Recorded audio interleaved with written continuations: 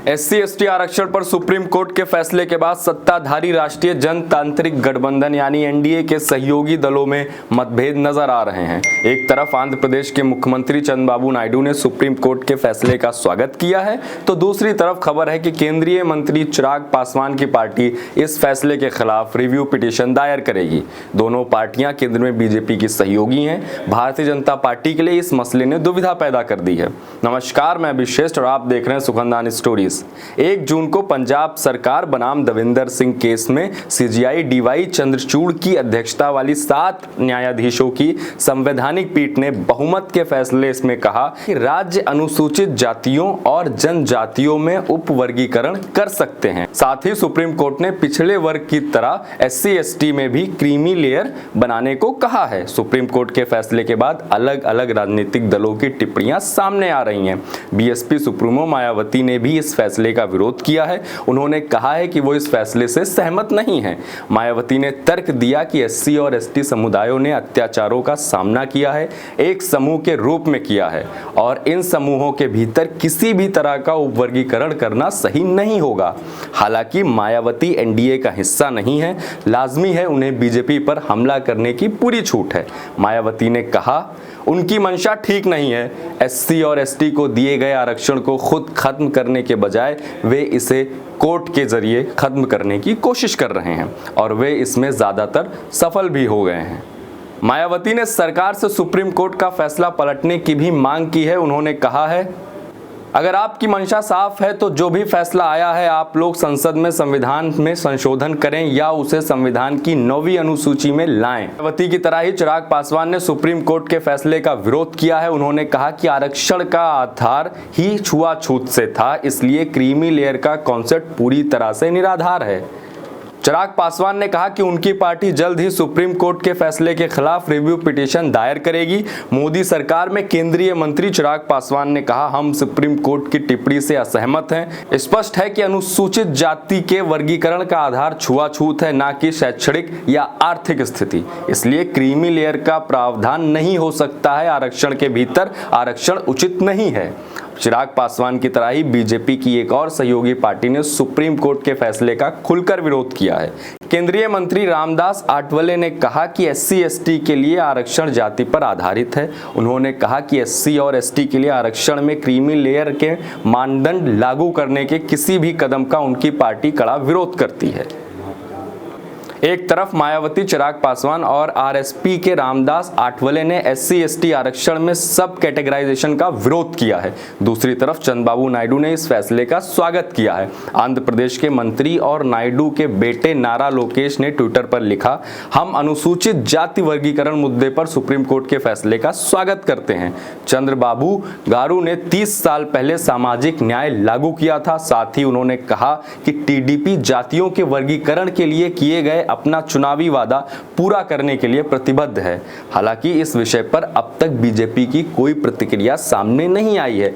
Party का कहना है कि वो अभी इस पर मंथन कर रहे हैं, उसके बाद ही अपनी प्रतिक्रिया देंगे। लेकिन तेलंगाना विधानसभा चुनाव के दौरान प्रधानमंत्री नरेंद्र मोदी ने अनुसूचित जाति में वर्गीकरण की बात कही थी। राज्य में 2023 के विधानसभा चुनाव के दौरान प्रधानमंत्री नरेंद्र मोदी ने मडिगा समुदाय के उप वर्गीकरण की लंबे समय से चल रही मांग पर विचार करने के लिए एक समिति के गठन की घोषणा की थी। ये तब हुआ था जब मडिगा आरक्षण पोराटा समिति के नेता मंदा कृष्ण मडिया ने भी भाजपा का दामन थामा था।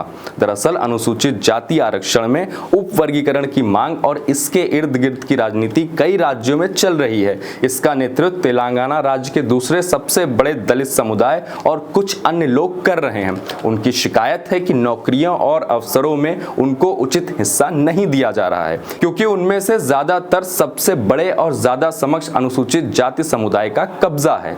बिहार में कई छोटी दलित जातियों ने आवाज उठाई कि उन्हें उनका हक नहीं मिल रहा है। उन्हें आरक्षित सीटों पर समक्ष और राजनीतिक रूप से प्रभावशाली जातियां जैसे पासवान और चमार समाज के साथ प्रतिस्पर्धा करनी पड़ रही है। आंध्र प्रदेश और तेलंगाना में इस आंदोलन का नेतृत्व मालाओं के खिलाफ मादिगा कर रहे हैं। पंजाब में वाल्मीकि समाज सबसे बड़ी दलित जाति चमार के वर्चस्व का विरोध करता है।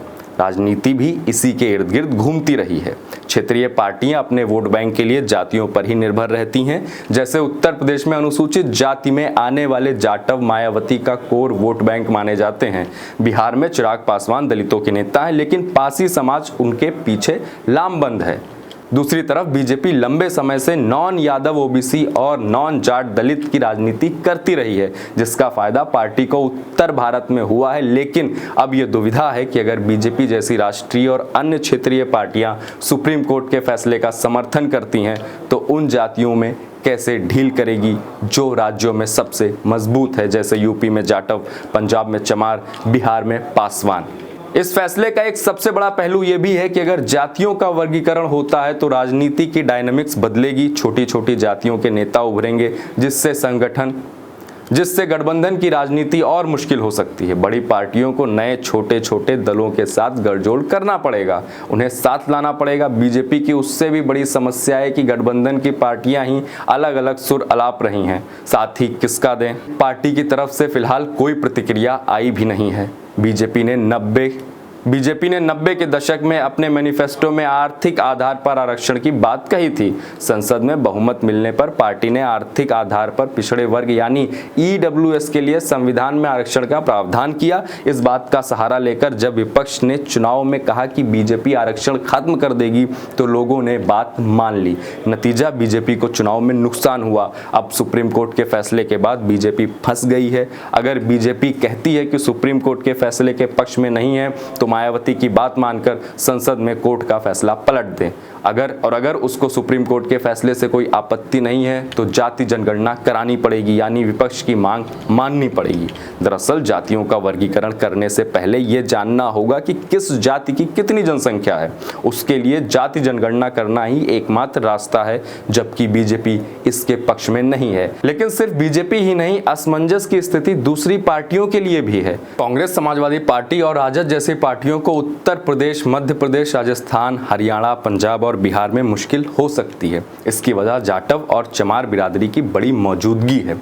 भाजपा सबसे हाशिए पर है और अदृश्य अनुसूचित जातियों के बीच आरक्षण के पुनर्वितरण का समर्थन कर सकती है, लेकिन इसके कुछ लाभ और कुछ नुकसान हो सकते हैं। दूसरी तरफ जो पार्टियां इंडिया गठबंधन में हैं, उनके पास वर्गीकरण का समर्थन करने के अलावा कोई और विकल्प नहीं है। उनका कहना है कि इंडिया गठबंधन की पार्टियां जाति जनगणना चाहती हैं। वजह है कि जिसकी जितनी भागीदारी उसकी उतनी हिस्सेदारी, इसलिए जनगणना की मांग है तो इंडिया गठबंधन की पार्टियां सब कैटेगरीज का विरोध नहीं करेंगी।